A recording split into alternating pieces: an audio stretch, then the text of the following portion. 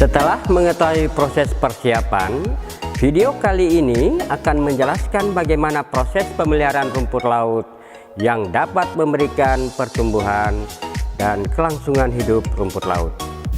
Dalam pelaksanaannya, ada 4 langkah yang perlu diperhatikan. Langkah pertama, pengikatan bibit. Bibit rumput laut yang akan diikat adalah bibit dengan berat 50 hingga 100 gram.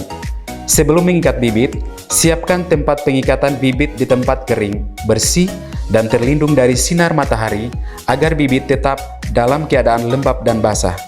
Siapkan tali ris 4 mm yang telah terpasang tali cincin dengan menggunakan pelampung batok kelapa. Ikatkan bibit pada tali cincin dengan jarak antar cincin 20 hingga 25 cm. Bibit diikat dengan cara simpul pita dan sedikit longgar. Langkah kedua, penanaman bibit. Yang dimaksud penanaman bibit adalah meletakkan bibit rumput laut di lokasi yang sesuai dengan metode budidayanya.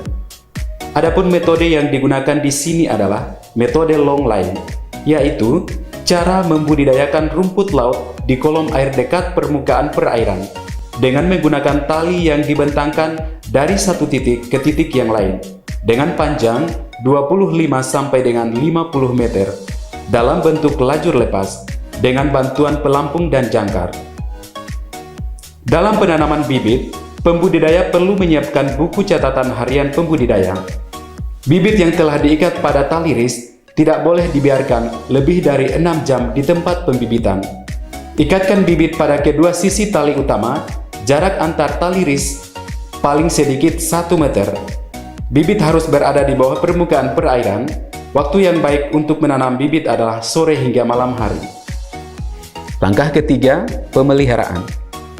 Rumput laut perlu dijaga dari gangguan fisik apapun agar kelangsungan pertumbuhan rumput laut berjalan sesuai yang diharapkan. Apa yang harus dilakukan? 1. Siapkan perahu atau sampan untuk menuju lokasi budidaya. 2. Periksa seluruh tali, pastikan dalam keadaan baik. 3. Bersihkan tali ris dari kotoran atau lumut yang menempel dengan cara menggerakkan dan menyikatnya. 4. Segera lakukan perbaikan atau penggantian jika ada tali yang rusak atau putus. 5. Lakukan langkah-langkah ini sesering mungkin setiap hari. 6.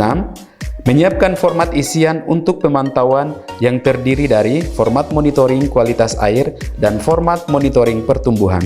Langkah keempat, pengendalian hama dan penyakit. Pengendalian hama dan penyakit bertujuan untuk meminimalisir serangan organisme pengganggu rumput laut guna mempertahankan tingkat produksi optimal dan mengurangi kerugian ekonomis dengan pendekatan pengendalian hama terpadu. Langkah-langkah yang perlu dilakukan adalah 1. Monitoring ketat terhadap ciri-ciri rumput laut yang terserang hama penyakit seperti ais-ais dan bulu kucing. 2. Periksa dan potong cabang rumput laut yang terkena penyakit. 3.